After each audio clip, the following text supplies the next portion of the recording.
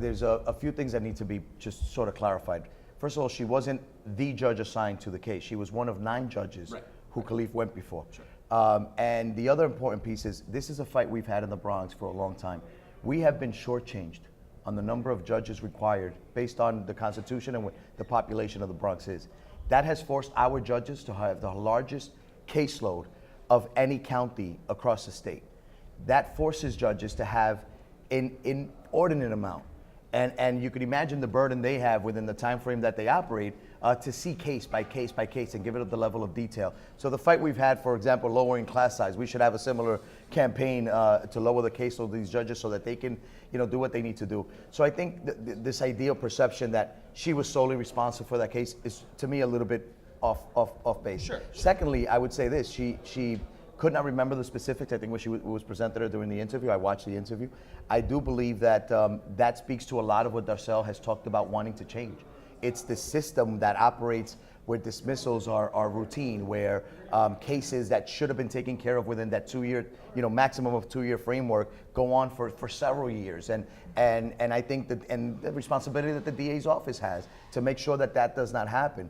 And I think that's something she's been very open about and presented some very clear ideas on how she thinks she can change that dynamic so that we never see another Khalif case again. But is it a problem? It sounds like a problem that it's going to take more, obviously, than one district attorney to change. This is a system-wide issue, right? So right, but that's what I'm getting at. I think she is going to take care of and is prepared to and acknowledged what the office of the district attorney needs to do differently.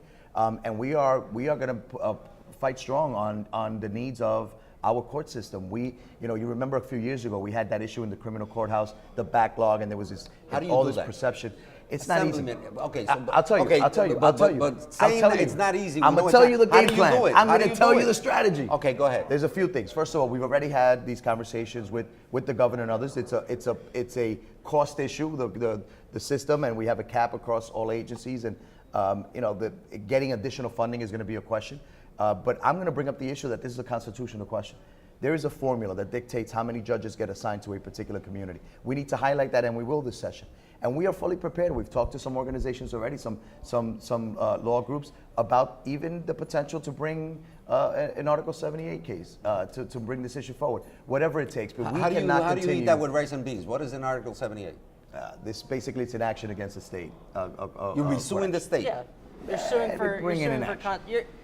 You're essentially using the courts as Not a lawyer, does. No, neither am I. That's why I'm asking the using question. The courts to and give I don't equal know it all. funding. That's the key. If we have to go that far, my It's the point same is, with the campaign for fiscal equity. They did the same thing. we as a borough have taken quite a bit of heat over, and rightfully so. We need to correct the issues, and this is not unique to the Bronx. Let's be very clear about that. This is citywide. This is system-wide. Nationally, these conversations are happening.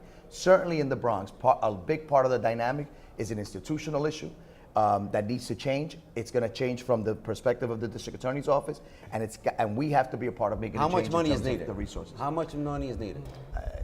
I don't have that number here for you. Yeah, that's gonna we be will a tough follow one. up, and I'll bring you all the details.